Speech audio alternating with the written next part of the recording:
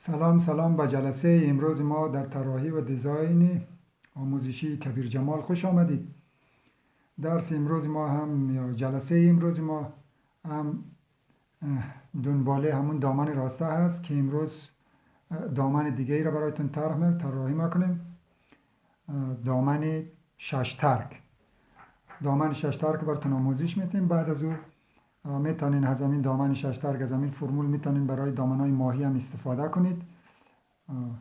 میتونید کمردار یا لاستیکی هر کدومش که دور کمرش خودتون در نظر داشته باشین میتونید ازش استفاده کنید. خب پیش از همه لایک و کامنت سابسکرایب یادتون نره. اگر خواستید که کلاس های آموزشی ما رو دنبال کنید زنگوله رو بزنید و از ویدیوهای جدید ما استفاده کنید. انشالله که آموزشی های ما آموزشی خوبی هست. سیستمی پیش میریم. دنباله هم هر روز یک ویدیو براتون گذاشته میشه تا علاقمندان عزیز بتونن استفاده کنن. راه آسان و سهل آنلاین. خب تشکر. الان شروع میکنیم به یک خط. ما 4 تا اندازه لازم داریم. اندازه قدش هرچی که خواستیم، مثلا 60. دور باسن لازم داریم اینجا، همون دور سورینج که میشه 98 سانت. دور کمر ضرورت داریم اینجا که دور کمر ما هم هست 70. بلندی باسن ضرورت داریم که میشه بلندی باسن ما 19.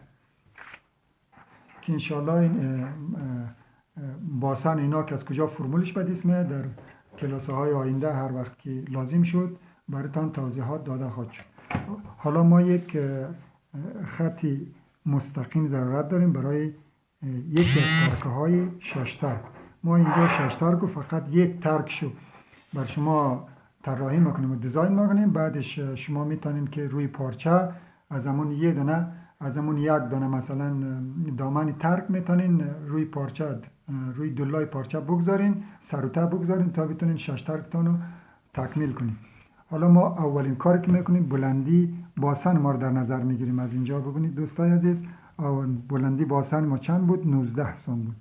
ما اینجا یک خط لازم داریم، یک خط راست که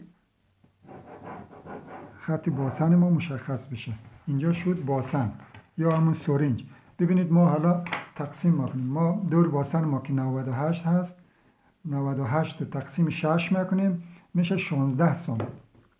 16 سانت در اینجا در روی این فرمولی که میخوایم پیاده کنیم 16 سانت نصفش در نظر میگیریم میشه 8 سانت. یعنی 8 سانت و 4 سانت از خط به این طرف میایم بیرون به این شکل، 4 سانت هم از این طرف میایم بیرون به این شکل. بعد این خط ما رو ادامه میدیم به سمت پایین، به سمت پایان به این شکل ادامه میدیم. باید گونیه خوب درست گونیه شود. بالا پایین رو در نظر میگیریم که گونیه ما درست سرجایش باشه. به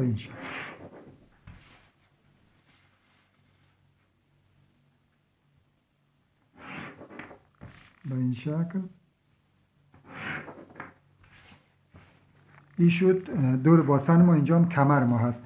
اگر بخوایم که کمر ما مثلا کمردار رو یعنی زنجیرک یا همون زیپ بخوره، خب میتونیم این بالا رو محاسبه کنیم. دور کمر 70 رو تقسیم 6 میکنیم.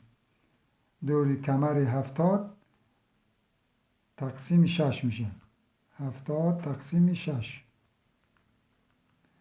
ما اینجا 11 سانت داریم. 11 سانت رو تقسیم بر 2 میکنیم میشه 5.5 سانت.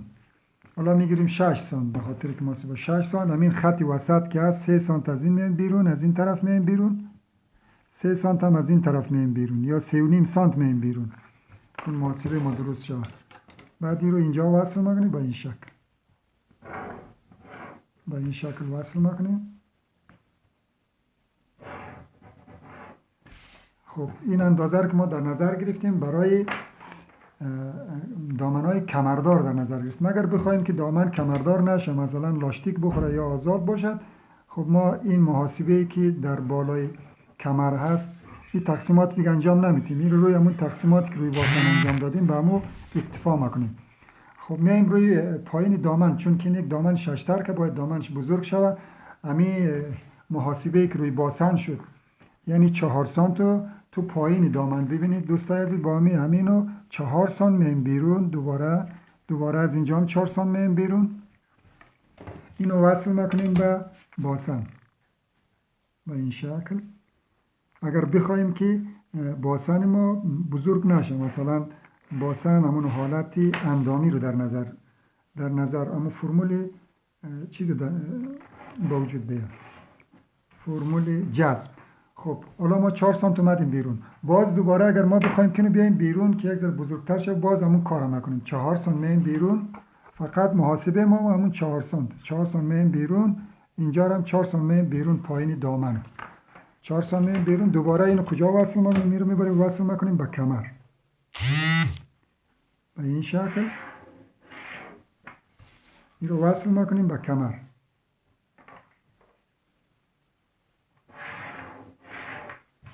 ببین به این شکل اینو وصل میکنیم دوباره به کمر. ما اینو باید قیچی کنیم. این الگوی ترسیمی که شده اینو از روی کاغذ برمی‌داریم، میتونیم اینو روی پارچه بگذاریم، روی دلای پارچه. بعد از ما 6 تا از این رو نیاز داریم روی همون اندازه‌ای که ما گرفتیم. اگه دوری باسن 98، دوری کمر 70. خب ما برای اینو ترسیم کردیم. شما میتونین اینو وردارین جدا کنین، با قیچی ببرین، بعد دوباره روی پارچه بگذارین، دلای پارچه. اینو بریش بزنین. حتما باید سر و ته کنین الگویتان تا بتونین مثلا از مصرف پارچه جلوگیری شود، از زیادی پارچه. اگر خواستین که دامن ماهی تشکیل شود، مثلا میخواین یک دامن ماهی داشته باشین، شما فقط یک اندازه دیگه ضرورت دارین.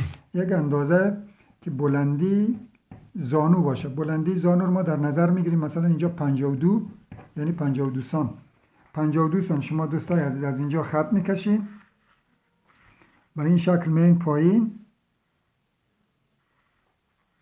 حالا ما این روی کاغذ هست، ما میتونیم این رو مثلا 16 سانت برای شما بیایم پایین، یا مثلا 16 سانت از اینجا میایم پایین. همین یک خط دیگه که روی باسن کشیدیم اینجا میکشیم به این شکل. ما میتونیم همینجوری فرمولی بیاریم وصل کنیم به اینجا تا این دامن ما بشه ماهی، که به مرور زمان شما هر دامن هر خطی را که این 4 سانت در نظر میگیرین، 1 سانت میتونین برین بالا. در هر از همین 4 سانتی 1 سانت میره بالا و این شکل. مثلا اینجا وصل میشه، بعد دوباره از اینجا تا اینجا 2 سانت میشه، 2 سانتی رو میارین در اینجا وصل میکنین به این شکل، به خاطر که دامن ما چیز نشه به این شکل، که شنگای دامن ما خودشون اندازه پایین به این شکل. این هلال میشه به این شکل پایین دامن ما. فقط 1 سانت، زیاد نه، فقط یک سانت شما در نظر بگیرید. جلسه امروز ما به اینجا پایان میرسه برادر. دوستای عزیز میتونین که با چند بار تمرین کردن بتونین یک الگوی خوب ترسیم کنین تا هم براتون تجربه شود، هم یاد بگیرین، هم علاقمندیتون بیشتر شود. این یک دامن راسته است دوستای عزیز، با این شکل براتون میگذارم.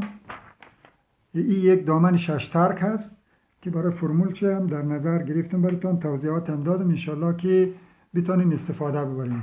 تشکر. روز براتون خوش.